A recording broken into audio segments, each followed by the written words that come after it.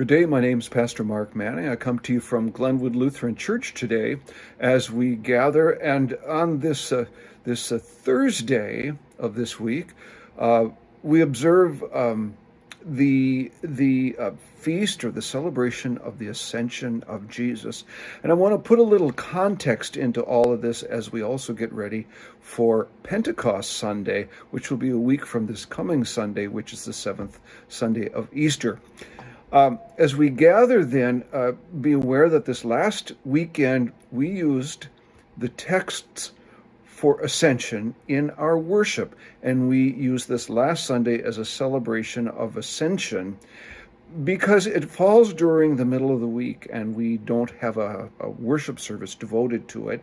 And Pastor Krista, in preaching, felt it was important, and I think she was right in thinking this was an important text to preach on a Sunday. And so we heard from that text.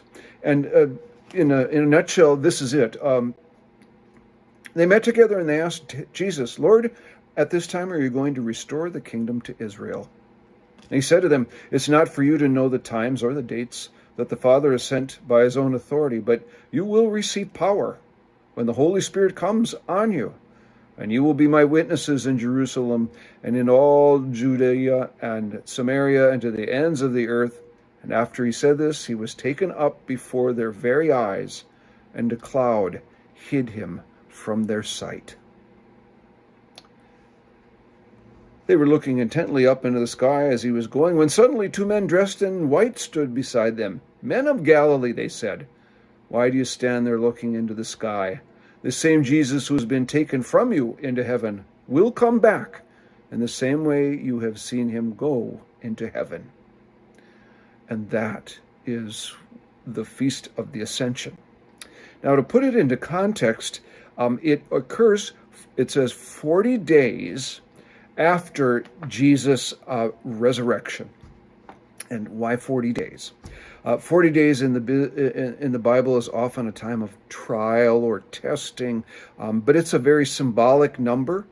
For Jesus to be among his people on earth, among his disciples and all the others to whom he appears, to continue his ministry and to set them up for their ministries as they go forth into the world. But he's not done.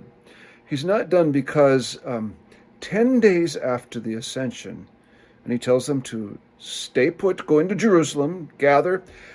That's handy because 10 days after the Ascension is the Jewish festival called the Pentecost, or Feast of Weeks, or the Feast of Harvest, Day of First Fruits.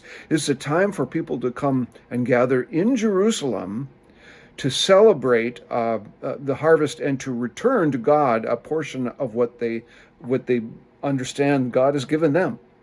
And so it is not just convenient, but we would say God's plan that all these people from all these different places have gathered into Jerusalem, and that this would be the time then that this promised Spirit, as it says, you will receive the power of the Holy Spirit, and it will come upon you, that they're gathered. And this is the time then, 10 days after this Ascension, that the power of the Holy Spirit comes and prepares them now that they've said goodbye to Jesus, prepares them for their worship into the world. Well, we gather this coming Sunday, which is the Sunday between the Ascension, this Thursday, the 29th, and between then June 8th, which will be Pentecost Sunday, 10 days later.